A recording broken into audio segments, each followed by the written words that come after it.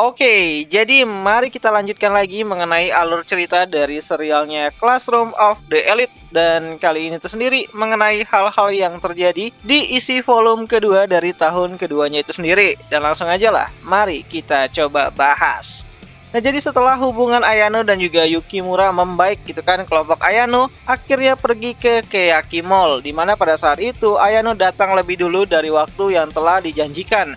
Ya, salah satu kebiasaan Ayano adalah datang lebih awal daripada waktu yang dijanjikan. Dimana saat Ayano ini tuh sampai di sana, ia memeriksa ponselnya tuh beberapa kali dan menerima pesan dari Sakura yang ternyata baru saja keluar dari asrama dan menuju ke Keyaki Mall. Oh ya, saat mencoba untuk menunggu, Ayano didatangi oleh si Ichinose yang ternyata juga pergi ke Keyaki Mall pada malam hari bersama dengan si Kenzaki.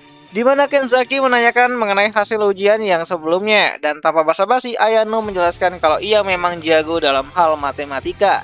Dan Ayano juga menjelaskan kalau berkat konsultasi dengan teman-temannya, ia berencana untuk tidak menyembunyikan kekuatannya lagi pada tahun kedua ini. Ya, di sini Kenzaki menjawab kalau Ayano ini tuh memang pintar, maka melawan Ayano akan sangat merepotkan di tahun kedua kali ini. Dan di tengah pembicaraan tersebut, Ichinose mencoba untuk membela Ayano dengan mengatakan kalau kelasnya Horikita mungkin saja memakai strategi ini di tahun kedua agar tidak dibaca oleh kelas-kelas lain, dan itu adalah hal yang sangat wajar. Oh ya, pada tahun kedua kali ini hubungan Kenzaki dan juga Ichinose sudah mengalami keretakan di sana-sini ya. Cuman mereka itu masih mencoba untuk menutupinya agar tidak terjadi chaos di kelas mereka.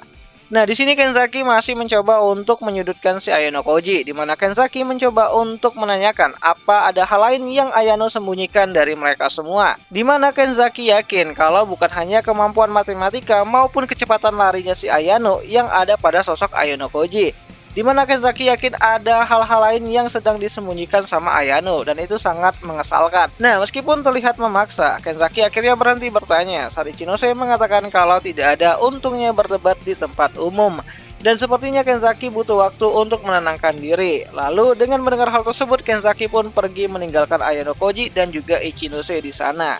Nah, awalnya di sini Ichinose itu mencoba untuk meminta maaf kepada Ayano. Namun Ayano bilang kalau hal itu adalah hal yang sangat wajar, mengingat tidak adanya kemajuan di kelasnya si Ichinose. Bukan hal kemajuan, malah kini kelasnya Ichinose turun satu peringkat dari posisinya di kelas B dan sekarang menjadi kelas C. Oh ya, di sini Ayano kembali lagi mempertegas ya kalau Ichinose harus tetap ingat dengan janjinya, di mana apapun yang terjadi, baik kelasnya mau hancur, baik ada anak kelas yang ingin berkhianat kepada si Ichinose atau malah menjatuhkan si Ichinose di tengah-tengah perjalanannya, maka Ayano ingin Ichinose tetap bertahan di sekolah, setidaknya sampai tahun kedua ini tuh berakhir.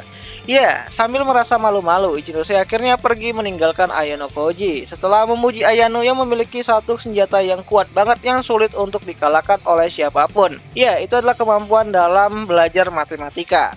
Singkat cerita, saat Ichinose pergi, Ayano akhirnya bertemu dengan kelompoknya lagi, di mana saat Asabe menanyakan apa yang Ayano bicarakan dengan Ichinose, Ayano pun hanya menjawab kalau itu hanya pembicaraan mengenai nilai ujian yang sebelumnya. Namun di sini sepertinya Asabe tidak menganggap kalau hal tersebut itu adalah hal yang biasa. Ya, bagi Asabe bisa gawat gitu kan bagi si Sakura kalau Ayano Koji ini tuh mulai tercantol sama wanita lain gitu. Singkat cerita, waktu di sekolah elit pun akhirnya memasuki Golden Week, dimana seperti biasanya banyak anak-anak yang menghabiskan waktu mereka untuk libur dan juga bermalas-malasan. Namun bagi Ayano Koji, hal itu hanyalah waktu singkat yang bisa dia habiskan hanya dengan terus berada di dalam kamarnya. Oh ya, saat Golden Week berakhir dan Ayano kembali lagi masuk ke dalam sekolah elit, Ayano bertemu dengan Sudo saat menuju ruangan kelas, di mana Sudo menanyakan kalau apakah menyembunyikan kekuatannya si Ayano Koji adalah salah satu dari rencananya si Horikita. Dan Ayano pun menjawab kalau itu adalah benar, di mana Ayano juga mengatakan kalau Sudo sempat membela Ayano pada saat perdebatan terjadi di dalam kelas dan Ayano berterima kasih untuk hal tersebut. Ya, di sini Sudo juga mengatakan kalau wajar jika Horikita menyembunyikan kekuatannya si Ayano, di mana hubungan Horikita dan Ayano memang sudah dekat sejak awal. Namun saat Ayano mengatakan kalau sebenarnya dia dan Horikita juga nggak terlalu dekat-dekat amat dan juga akur-akur amat, kecuali membahas soal ujian khusus, Sudo pun merasa senang. Ya, di sini Sudo juga mengatakan kalau Ayano adalah orang yang sangat kuat banget, di mana hal itu Sudo sadari saat dia tuh mencoba untuk melihat Ayano yang berhasil menghentikan Hosen di beberapa kejadian sebelumnya, yang menurut Sudo kalau Hosen itu udah mirip banget dengan seekor monster. Oh ya, Ayano juga mengatakan kalau sebenarnya Sudo punya peluang menang melawan si Hosen. Kalau saja Sudo tidak terpaku kepada Horikita yang ada pada di tempat kejadian. Nah, selain membicarakan mengenai Hosen, Sudo juga mencoba untuk menyentuh otot-otot dari Ayano Koji, di mana Sudo sebenarnya sudah mencurigai Ayano sejak pertama kali dia itu melihat Ayano di kolam berenang, di mana Sudo melihat kalau Ayano memiliki massa otot yang bagus, bahkan saat itu Ayano tidak mengikuti kegiatan klub apapun.